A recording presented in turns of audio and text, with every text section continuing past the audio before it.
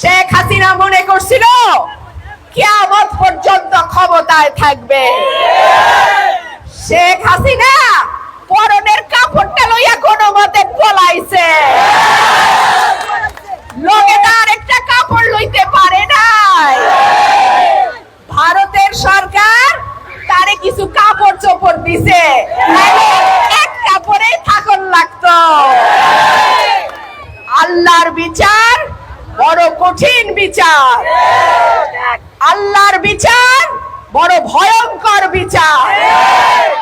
আমাদের লাখ লাখ ভাইয়ের উপরে যে নির্যাতন 15 বছরে হয়েছে, আল্লাহ সাক্ষী। আজকে তাকায়া দেখেন, কোথায় শেখ পরিবার, কোথায় হাসিনা, কোথায় রেহানা, কোথায় তাপস? কেউ না। মন্ত্রীরা লাশের হিসাব নেয়, মন্ত্রীরা গুম করার নির্দেশ দেয়, মন্ত্রীরা খুন করার নির্দেশ দেয়।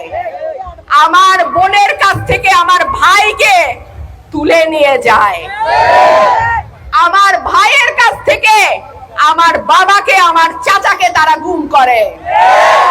এখন আদালতেও যাইতে পারে না।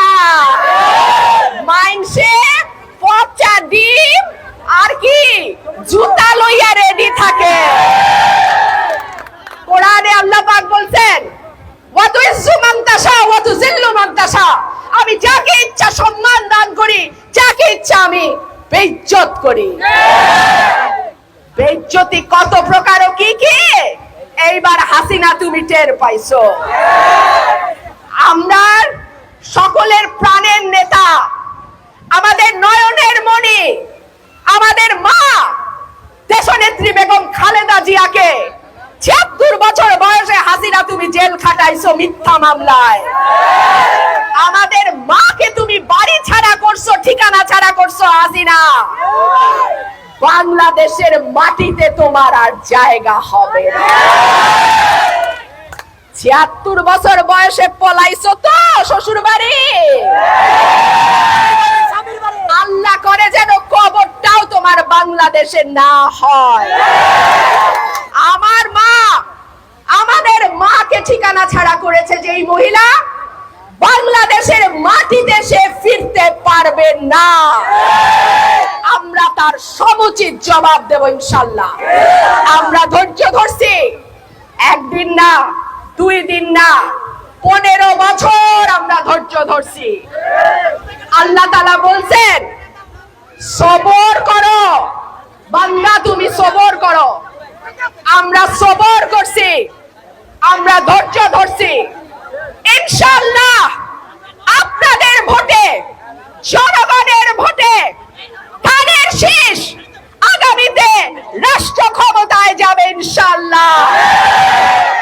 আমাদের নেতা জনাব তারেক রহমান রাজার মতন দেশে আসবে ইনশাআল্লাহ। আমাদের নেতা কর্মীদের বিরুদ্ধে যত মিথ্যা মামলা হয়েছে, আমি দাবি করছি এই সরকারের কাছে এইসব রাজনৈতিক মিথ্যা মামলা তুলে নেওয়া হোক। মিথ্যা মামলায় বহু দৌড়াইছি আদালতে আদালতে, বহু দৌড়াইছি আমরা কোর্টে কোর্টে, আর কোর্টে দৌড়াতে চাই না। এখন দেশ গঠনে কাজ করতে চাই। আমাদের ঐক্যবদ্ধ থাকতে হবে, আমাদের একসঙ্গে কাজ করতে হবে। এর জন্য তো স্কুলে পয়সাটা পড়ন লাগে না। স্কুলে গেছি যাতে 2টা পড়া বুঝতে পারি, শিখতে পারি, যাতে ভবিষ্যতে একটা চাকরি করতে পারি। সুতরাং আপনাদের ভোটে আল্লাহর রহমতে যদি আমরা রাষ্ট্রের দায়িত্বে যাই, স্কুলগুলোতে আগের মতো আমরা যেমন পড়াশোনা করে জজ ব্যারিস্টার হইছি, সেই রকম পড়াশোনায় আবার আমরা শুরু করব ইনশাআল্লাহ। অটো পাস, হাসিনার অটো ইলেকশনের মতন অটো পাস ওই দিন চইলা গেছে। পোলাপান ছাত্র তোমাদের বলি, এইবার কিন্তু পড়াশোনা কইরা পাস করন লাগবো।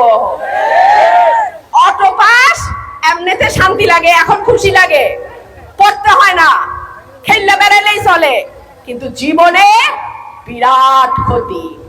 যখন বয়স হবে, যখন দায়িত্ব নেওয়ার সময় আসবে, যখন পরিবারের ভার নেওয়ার সময় আসবে, তখন এই অটো পাশে আর চাকরি হবে না।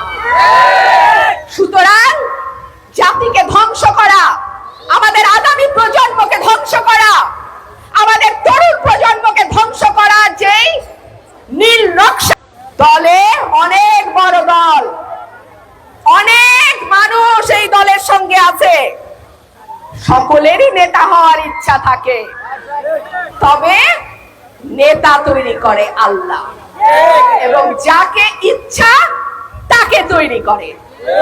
সুতরাং দল যাকে মনোনয়ন দেবে, ইনশাআল্লাহ আমরা ঐক্যবদ্ধ ভাবে তার জন্যই কাজ করব। ওয়াদা করছেন তো? কোনো বিভেদ না, কোনো হানাহানি না, কোনো লুটপাট না, কোনো দখলদারি না, কোনো চাঁদাবাজি না। আওয়ামী লীগ যা যা করছে তার কোনোটাই আমরা করব না ইনশাআল্লাহ। অনেক অত্যাচার তারা করছে, তার জবাব বিএনপির দেওয়া লাগে নাই, দেশের সাধারণ মানুষ তার জবাব দিয়ে দিছে।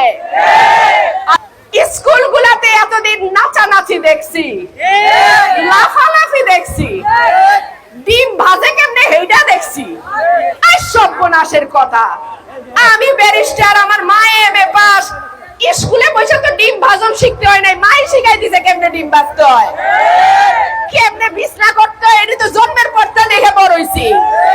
এইটা দেখানোর জন্য কি স্কুলে পয়সা দা ফরন লাগে?